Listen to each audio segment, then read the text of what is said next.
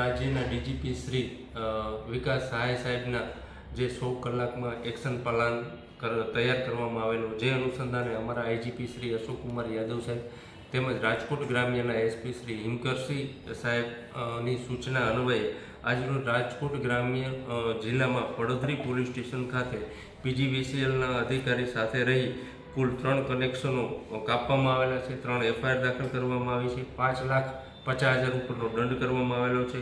ગોંડલ એ ડિવિઝનમાં 1 વીજ કનેક્શન કાપવામાં આવ્યું છે. ધોરાજી પીજીવીસીએલના સંકલન સાધી 1 વીજ કનેક્શન અને 35,000 રૂપિયાનો દંડ કરવામાં આવેલો છે.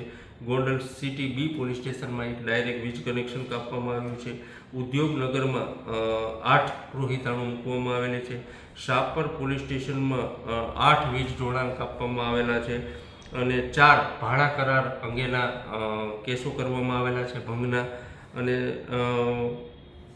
હદપારી 2 કરવામાં આવેલી છે શાપર પોલીસ સ્ટેશને. આમ અત્યારે અમારા એસપી શ્રી હિમકરસિંહ સાહેબ દ્વારા જુદી જુદી ટીમ બનાવી કામગીરી કરવામાં આવેલી છે અને આગળ પણ આ કામગીરી ચાલુ રહેશે.